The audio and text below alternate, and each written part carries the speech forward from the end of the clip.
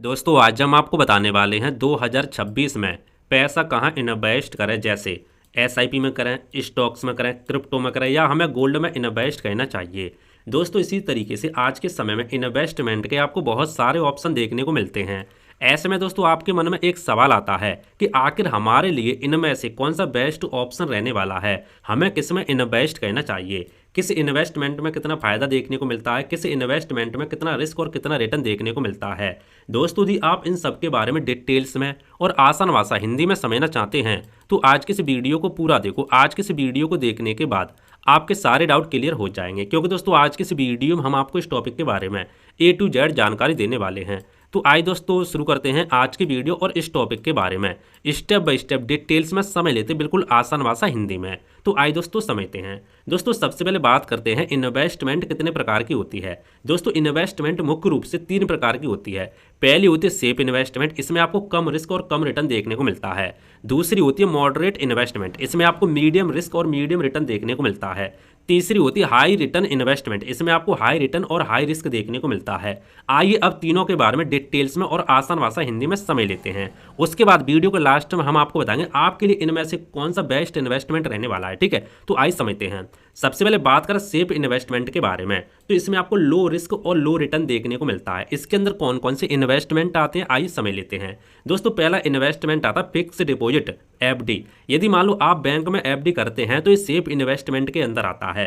Return की बात करें तो इसमें आपको रिटर्न 6% से लेकर के 7.5% तक रिटर्न देखने को मिलता है। डिपेंड करता है आप किस बैंक में एफडी करने जा रहे हो, क्योंकि हर बैंक में आपको थोड़ा बहुत अलग अलग रिटर्न देखने को मिलता है। ठीक है, कोई सरकारी बैंक है, कोई प्राइवेट बैंक है, तो थोड़ा बहुत यहाँ पे अंतर आ जाता है। इसीलिए मैंने 6% से लेकर के 7.5% तक यहाँ पे रिटर्न रखा है। और ये भी डिपेंड करता है कि आप कितने साल के लिए इन्वेस्ट करना चाहते हैं, इस पर भी यहाँ पे रिटर्न डिपेंड करता है। तो जब भी आप एफडी करने जाएं तो आप एक बार सभी बैंक का जो रिटर्न है कंपेयर कर लें और जो ईयर का रिटर्न है वो भी यहाँ पे कंपेयर कर लें, जिसमें भी आपको अच्छा लगे उसमें आप एफडी कर सकते हैं। तो सेफ इन्वेस्टमेंट के अंदर पहला ऑप्शन आता है एफडी का। ठीक है, रिस्क की बात करें तो बहुत कम देखने को मिलता है। बेस्ट फॉर यदि आप कम समय के लिए इन्वेस्ट करना चाहते हैं तो आपके लिए बेस्ट ऑप्शन माना जाता है। दोस्तों दूसरा ऑप्शन निकल के आता है इसमें पीपीएफ, पब्लिक प्रोविडेंट फंड। ठीक है, रिटर्न की बात करें तो इसमें रिटर्न 7% से लेकर के 8% तक आपको देखने को मिलता है। दोस्तों लॉक इन की बात करें, यानी इसमें आपको एक चीज देखने को मिलती है लॉक इन पीरियड, यानी 15 साल तक आपका पैसा यहाँ पे आपको इन्वेस्ट करना होता है। 15 साल तक आपका पैसा यहाँ पे लॉक रहता है।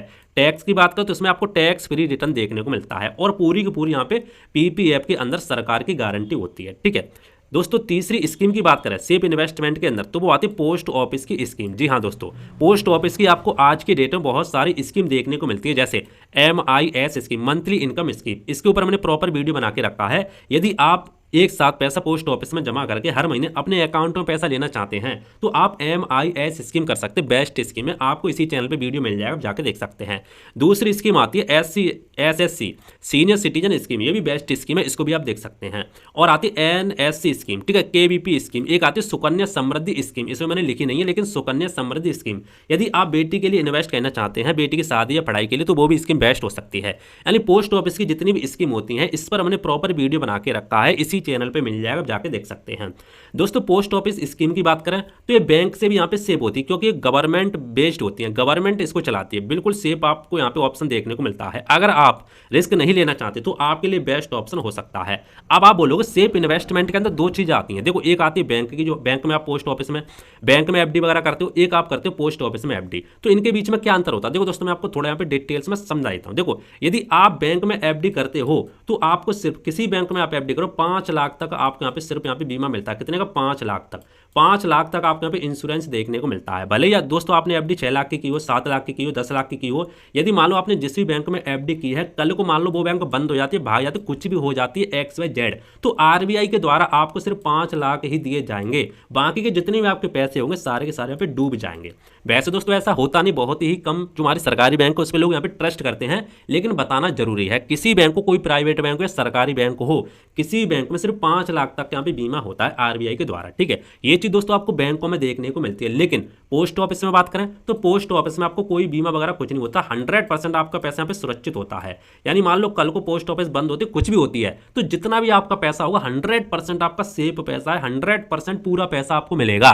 तो बस आपको ये दो चीज़ देखने को मिलती है, बैंक में आपको थोड़ा सा रिस्क देखने को मिलता है और पोस्ट ऑफिस में आपको यहाँ पे कोई भी रिस्क देखने को नहीं मिलता। पूरा का पूरा आपको यहाँ पे गवर्नमेंट द्वारा पोस्ट ऑफिस स्कीम चलाई जाती है इसीलिए। तो ये दोस्तों आपको समझाना जरूरी था। ठीक है, आपके समझ में आ गया होगा। अब सेफ इन्वेस्टमेंट के अंदर ये सारी चीज़ आती हैं। आप दोस्तों बात करते हैं मॉडरेट इन्वेस्टमेंट के अंदर, मीडियम रिस्क और मीडियम रिटर्न के अंदर कौन कौन सी चीज़ें आती हैं।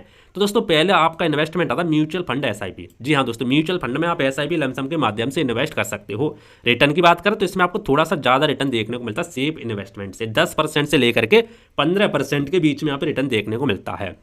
दोस्तों डिपेंड करता है आप म्यूचुअल फंड की किस कैटेगरी में इन्वेस्ट करना चाहते हो, क्योंकि म्यूचुअल फंड की मोस्टली 3 कैटेगरी है। एक होती है इक्विटी म्यूचुअल फंड, दूसरी होती है यहाँ पे डेट म्यूचुअल फंड, तीसरी भाई साहब होती है हाइब्रिड म्यूचुअल फंड। ठीक है, तो डिपेंड करता है आप म्यूचुअल फंड के किस कैटेगरी में इन्वेस्ट करना चाहते हो। जो हमारी इक्विटी म्यूचुअल फंड की कैटेगरी होती है इसमें आपको सबसे ज़्यादा रिस्क और सबसे ज़्यादा रिटर्न देखने को मिलता है।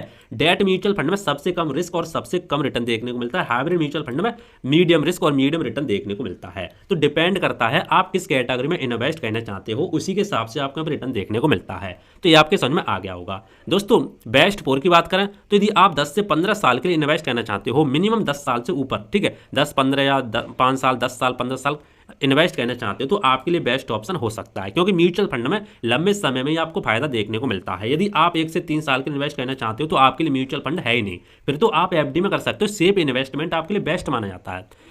ठीक है, और आपको यहाँ पे एक फायदा और देखने को मिलता है, स्मॉल अमाउंट से आप यहाँ पे शुरुआत कर सकते हो। जी हाँ दोस्तों, आप म्यूचुअल फंड में 500 रुपये हर महीने से यहाँ पे शुरुआत कर सकते हो, और बहुत सारे ऐसे म्यूचुअल फंड हैं जिनमें आप 100 रुपये से भी यहाँ पे शुरुआत कर सकते हो। आइए एक एग्जाम्पल के माध्यम से मैं आपको समझा देता हूँ। मान लो यदि आप 5,000 रुपये की हर महीने एसआईपी करते हो और आपको 12% का रिटर्न देखने को मिलता है, और आप 20 साल तक एसआईपी करते हो, तो आपका टोटल जो आपकी जेब से पैसा लगेगा ना वो आपका 12 लाख रुपये, तो आपका टोटल इन्वेस्ट हो जाएगा कितना, 12 लाख रुपये। लेकिन टोटल जो आपको प्रॉफिट मिलेगा कंपाउंडिंग के माध्यम से और आपको रिटर्न के माध्यम से लगभग यहाँ पे 50 लाख के आसपास आपको प्रॉफिट देखने को मिलेगा, 49,95,000 यानी 50 लाख के आसपास। ठीक है, तो देखा आपने, इस तरीके से आप यहाँ पे म्यूचुअल फंड के माध्यम से इन्वेस्ट कर सकते हैं। रिस्क की बात करें तो आपको इसमें रिस्क यहाँ पे थोड़ा कम देखने को मिलता है, यानी जो हमारे सेफ इन्वेस्टमेंट है इससे ज़्यादा देखने को मिलता है, लेकिन मीडियम रिस्क देखने को मिलता है। यदि आप लंबे समय के लिए इन्वेस्ट करते हो तो यदि आप 1 से 3 साल के लिए इन्वेस्ट या 4 साल के लिए इन्वेस्ट कर सकते हो तो आपको रिस्क यहाँ पे ज़्यादा देखने को मिलेगा। लेकिन यदि आप 5 साल से ऊपर इन्वेस्ट करते हो तो आपको रिस्क यहाँ पे कम हो जाता है। इस पर भी हमने बहुत सारी वीडियो बना के रखी है म्यूचुअल फंड से संबंधित, तो आप जाके देख सकते हैं हमारे चैनल पर। ठीक है, आइए दोस्तों अब बात करते हैं हाई रिटर्न इन्वेस्टमेंट के बारे में। इसमें आपको कौन कौन से इन्वेस्टमेंट देखने को मिलते हैं। दोस्तों इसमें इन्वेस्टमेंट आपका देखने को मिलता है स्टॉक मार्केट। जी हाँ दोस्तों, वैसे स्टॉक मार्केट हमारा म्यूचुअल फंड भी यहाँ पे आता है, लेकिन म्यूचुअल फंड में आप डायरेक्ट इन्वेस्ट नहीं करते। आपका पैसा यहाँ पे जो हमारे फंड मैनेजर होते हैं, स्टॉक मार्केट के एक्सपर्ट बंदे होते हैं, वो आपका पैसा यहाँ पे इन्वेस्ट करते हैं, इसीलिए आपको यहाँ पे मीडियम रिस्क देखने को मिलता है। तो यहाँ पे आपको स्टॉक मार्केट में डायरेक्ट शेयर की बात कर रहा हूँ, डायरेक्ट शेयर बाय करना है। रिटर्न की बात करें तो इसमें 12% से लेकर के 20% प्लस, इससे ऊपर भी जा सकता है। डिपेंड करता है आपने किस शेयर में इन्वेस्ट किया था, कितने साल के लिए इन्वेस्ट किया था, कब इन्वेस्ट किया था, उसी के हिसाब से आपको रिटर्न देखने को मिलता है। रिस्क की बात करें, हाई रिस्क आपको देखने को मिलता है इसमें। ठीक है, क्योंकि आप यहाँ पे किसी एक शेयर में इन्वेस्ट करते हो, किसी 2 शेयर में इन्वेस्ट करते हो, लेकिन म्यूचुअल फंड में क्या होता है, म्यूचुअल फंड में एक तो ये होता है कि आपका पैसा यहाँ पे डाइवर्सिफिकेशन हो जाता है, क्योंकि आपका पैसा यहाँ पे 50 शेयर में, ठीक है 100 शेयर में, इस तरीके से इन्वेस्ट होता है। दूसरा आपका यहाँ पे क्या फायदा देखने को मिलता है म्यूचुअल फंड में, दूसरा फायदा इसीलिए देखने को मिलता है क्योंकि आपका पैसा स्टॉक मार्केट के जो फंड मैनेजर हो तो वो आपका पैसा यहाँ पे इन्वेस्ट करते हैं, तो 2 फायदा आपको देखने को मिलते हैं। लेकिन यदि आप डायरेक्ट इन्वेस्ट करना चाहते हैं स्टॉक मार्केट में, तो या तो मान लो आप 1 में करेंगे कंपनी में, 2 में करेंगे, 3 में करेंगे, 4 में करेंगे। ठीक है, यदि आपके पास ज़्यादा पैसा हो तो आप 5 कंपनी में करेंगे, ज़्यादा से ज़्यादा, इस तरीके से आप कर पाएंगे, तो रिस्क आपको ज़्यादा देखने को मिलता है। इसमें आपको नॉलेज जरूरी है। जी हाँ दोस्तों, आपको सीखना पड़ेगा, लेकिन म्यूचुअल फंड में आपको ज़्यादा सीखने की यहाँ पे कोई भी जरूरत नहीं, क्योंकि आपका पैसा वहाँ पे फंड मैनेजर आपका पैसा इन्वेस्ट करते हैं, तो वो आपका अच्छे से पैसा इन्वेस्ट कर देते हैं। ठीक है, तो आपको यहाँ पे नॉलेज की जरूरत है। यदि आप नॉलेज सीखना चाहते हैं तो आपके लिए बेस्ट हो सकता है। अब बात करें दूसरा ऑप्शन क्या है, क्रिप्टो। जी हाँ दोस्तों, 2026 में काफी ट्रेंडिंग में चल रहा है क्रिप्टो मार्केट। जी हाँ दोस्तों, इसमें आपको बहुत ज्यादा रिस्क देखने को मिलेगा, लेकिन भाई साहब रिटर्न की बात करें, रिटर्न मैंने यहाँ पे लिखा नहीं है, लेकिन रिटर्न की बात करें ना, रिटर्न भाई साहब आपको 50%, 100% भी देखने को मिलता है। इससे ऊपर भी 200% भी रिटर्न देखने को मिल सकता है। जी हाँ दोस्तों, सबसे ज़्यादा रिटर्न, सबसे ज़्यादा रिस्क और सबसे ज़्यादा रिटर्न आप गूगल पे जाकर देख भी सकते हैं कि क्रिप्टो ने भाई साहब 10 साल में कितना रिटर्न दिया है, आप देखकर चौंक जाएंगे। लेकिन रिस्क भी बहुत ज़्यादा होता है, तो मैंने यहाँ पे इसीलिए यहाँ पे रिटर्न लिखा नहीं है। ठीक है, ओनली मैंने यहाँ पे लिखे 5 से 10% पोर्टफोलियो में आप रख सकते हैं। दोस्तों चौथा जो हमारा इन्वेस्टमेंट होता है ये थोड़ा हटके हो गया, मैंने यहाँ पे रख दिया है, ठीक है। यानी फिजिकल इन्वेस्टमेंट, जैसे फिजिकल इन्वेस्टमेंट में आता है हमारा गोल्ड आता है, यदि आप गोल्ड वगैरह खरीदना चाहते हैं तो उसके लिए ये क्या होता है, इन्फ्लेशन से आपको बचाता है, महंगाई से बचाता है। आपको पता है गोल्ड यहाँ पे लिमिटेड है, तो गोल्ड के यहाँ पे भाव बढ़ते रहेंगे, तो आप गोल्ड में भी यहाँ पे इन्वेस्ट कर सकते हैं, लेकिन आपको वैसे यहाँ पे ज़्यादा पैसा चाहिए। दूसरा हमारा इन्वेस्टमेंट आता है फिजिकल इन्वेस्टमेंट में रियल इस्टेट। जी हाँ दोस्तों, लॉन्ग टर्म वेल्थ, लंबे समय के लिए वेल्थ, और लेकिन आपको यहाँ पे भी ज़्यादा पैसा चाहिए। तो यदि आपके पास ज़्यादा पैसा है तो आप फिजिकल इन्वेस्टमेंट में जा सकते हैं। अब दोस्तों बात करते हैं 2026 के बेस्ट इन्वेस्टमेंट मिक्स स्ट्रेटजी, किसमें आपको इन्वेस्ट करना चाहिए। तो आप स्मार्ट स्ट्रेटजी हमारी ये कहती है कि आपको मिक्स कर सकते हैं आप। अगर आप बिगिनर हैं, आप नहीं हैं, तो आपको क्या करना है, आपको अपने इन्वेस्टमेंट का 50% पैसा एसआईपी के थ्रू म्यूचुअल फंड में इन्वेस्ट कर सकते हैं, 20% पैसा आप पीपीएफ अकाउंट में इन्वेस्ट कर सकते हैं, और 20% पैसा आप एफडी और पोस्ट ऑफिस के माध्यम से इन्वेस्ट कर सकते हैं, और बचा जो आपका 10% पैसा वो आप गोल्ड में इन्वेस्ट कर सकते हैं। जब बिगिनर है तो बता रहा हूँ, आप बिल्कुल नए हैं तो बता रहा हूँ, ठीक है। और यदि मान लो आप रिस्क थोड़ा लेना चाहते हैं तो मैं आपको बता रहा हूँ, तो आपको क्या करना है, तो आपको 60% पैसा एसआईपी और स्टॉक्स में, जो डायरेक्ट स्टॉक होते हैं उनमें आप इन्वेस्ट कर सकते हैं, चाहे तो 33% यहाँ पे बांट सकते हैं अपने हिसाब से। 20% पैसा पीपीएफ में डाल सकते हैं, क्योंकि इसमें आपको टैक्स फ्री देखने को मिलता है, इसीलिए लंबे समय में काफ़ी अच्छा पैसा बन जाता है। 10% पैसा आप यहाँ पे गोल्ड में डाल सकते हैं, और 10% पैसा आप क्रिप्टो में जरूर डालें, क्योंकि क्रिप्टो आने वाले समय में काफ़ी ज़्यादा रिटर्न देने वाला, इसीलिए यदि आप थोड़ा बहुत रिस्क लेना चाहते हैं तो मैं दोस्तों आपसे ये कहूँगा किसी एक चीज़ में आप पूरा पैसा ना लगाए तो सही रहेगा। आपको थोड़ा यहाँ पे डाइवर्सिफिकेशन रखना है ताकि आपको कोई भी दिक्कत ना हो, ठीक है। तो ये चीज़ दोस्तों आपके समझ में आ गया होगा। आज दोस्तों 2026 में थोड़ी ये गलत फहमी होती है लोगों की, उसके बारे में समझ लेते हैं। लोग क्या करते हैं, सिर्फ एफडी में पूरा पैसा यहाँ पर रख देते हैं। एफडी में क्यों नहीं रखना चाहिए पूरा पैसा, क्योंकि आपको पता है महंगाई आज की डेट में 6 से 7% आपको देखने को मिलती है, लेकिन एफडी में आपको रिटर्न 6 से 7% ही देखने को मिलते हैं। तो एफडी में ना तो आपका पैसा बढ़ता है ना घटता है, बराबर रहता है। तो इसीलिए पूरा पैसा आपको एफडी में नहीं लगाना चाहिए। जल्दी अमीर बनने के चक्कर में रिस्क की इन्वेस्टमेंट यहाँ पे ले लेते हैं बहुत सारे लोग, पूरा का पूरा पैसा क्रिप्टो में डाल देते हैं, ये भी आपको नहीं करना चाहिए। लोग बिना नॉलेज स्टॉक मार्केट में पैसा लगा देते हैं, नॉलेज है नहीं है, डायरेक्ट शेयर यहाँ पे बाय कर लेते हैं किसी दोस्त के टिप्स पर, किसी पर, तो ये भी आपको नहीं करना चाहिए, ठीक है। एसआईपी जल्दी बंद करना, एसआईपी आपको जल्दी बंद नहीं करनी चाहिए, एसआईपी आपको हमेशा चालू ही रखनी चाहिए। डाइवर्सिफिकेशन ना करना, डाइवर्सिफिकेशन आपको जरूर करना चाहिए। क्या होता है ये मैंने अभी आपको समझाई दिया, ठीक है। थोड़ा थोड़ा पैसा आपको अलग अलग डालना चाहिए। प्रो टिप्स, जो हमारी प्रो टिप्स है उसके बारे में समझ लेते हैं। देखो एसआईपी हमेशा लंबे समय के लिए इन्वेस्ट करें, हर साल इन्वेस्टमेंट बढ़ाएं। एसआईपी करते हैं तो आप उसमें स्टेप अप ऐसा भी जरूर करें। इमरजेंसी फंड पहले बनाएं, एसआईपी करने से पहले, कोई भी इन्वेस्टमेंट करने से पहले इमरजेंसी फंड आपको जरूर बनाना है। 6 महीने के खर्च इतना इमरजेंसी फंड जरूर बनाएं। इन्फ्लेशन को ध्यान में जरूर रखें, ठीक है।